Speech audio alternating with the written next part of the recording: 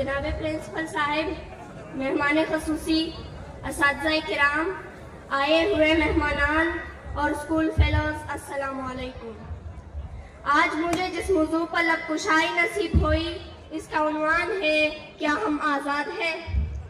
आज़ादी क्या है ये समझना हमारे लिए बहुत मुश्किल है, क्योंकि जब हमने इस मुल्क में जैसे आज़ाद मुमलिकत पाकिस्तान कहा जाता है, आम कोली तो उसे आज़ाद पाया है।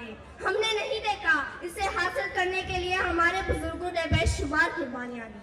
हजारों खानदान बेघर हुए जिनका अंग्रेजों ने नाम और निशान मिटा दिया। उन्होंने अपनी नस्लें कुर्बान कर दी सिर्फ और सिर्फ आजादी के लिए। अगर ये जानना है कि आजादी क्या है तो कश्मीर और फलस्तीन की मिसाल हमारे सामने है। 70 साल हो चुके हैं आजादी की जद्दोजहद कर रहे हैं। वहाँ हर माँ अपने बच्चे को जन्म देते ही बिल्कुल ये नहीं कहती कि मैं अपने बेटे को डॉक्टर या इंजीनियर बना दूंगी, बल्कि वहाँ हर माँ अपने बेटे को जन्म देते ही कहती है मेरा बेटा मुजाहिद बनेगा।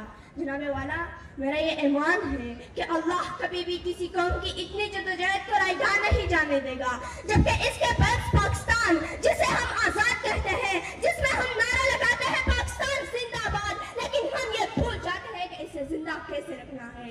आज भी हमारे यहाँ लाखों लोगों को इंसाफ नहीं मिल रहा। आज भी हवा की बेटी को सरेआम अपनी दरिंदगी का निशाना बनाया जाता है। आज भी हमारे यहाँ एक खरीद की आवाज को दबाया जाता है। हमारे यहाँ आज भी 10 साल की बच्ची की गुमशुदगी पर पुलिस इस मासूम बच्चे पर भाग जाने का इल्जाम लगाते हैं, सरेआम कत्ल कर दिया जाता है। क्या ये आजादी है? आजादी इसे कहते हैं? नहीं, हम गुलाम हैं, हम अपने ही लोगों के गुलाम हैं। हमने बाहर की ताकतों से आजादी को हासिल कर ली, पर अंदर की ताकतों से आज भी हम आजाद ना हो सके।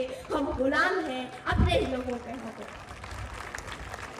तुम्हारे महलों की तकमील हमारे खून पसीने से, तुम्हारे महलों की तकमील हमारे खून पसीने से, फिर भी ए अमीर शहर तुझे तकलीफ हमारे जीने से है।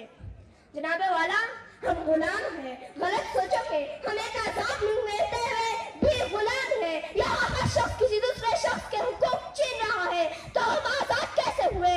आजाद कौम में तो हर शख्स को उसकी इज्जत आबरू, उसकी जान और माल की हिफाजत का हक हासिल होता है। इस मुल्क ने हमें एक शनाख्त दी, लेकिन अफसोस हम खुद के हाथों ही अपनी शनाख्त खोते जा रहे हैं। जो कौमें अपनी तहजीब और सकाफत को खो देती है वो कभी तरक्की नहीं कर सकती। क्या हमने इस मुल्क को बचा के रखा है? अगर हम आजाद हैं तो दूध बेचने वाला आजाद है, जितना मर्जी पानी डाल सकता है। लिफाफे में लिपटी सहाफत आजाद है, पैसे दो और चर्चे लो, हम आजाद हैं। हमारे इधर इंसाफ भी बिकता है, सिर्फ दाम बढ़ाओ, फैसला अपने हक में करवा लो। हमारा ताजिर आजाद है, मिलावट शुदा माल बेचता है आजादी से। दवा फिरोश आजाद है तो नंबर अद्वियात बेचते हैं। हमारा मेंबर आजाद है, हमारा हर तबका दो नंबरी में आजाद है।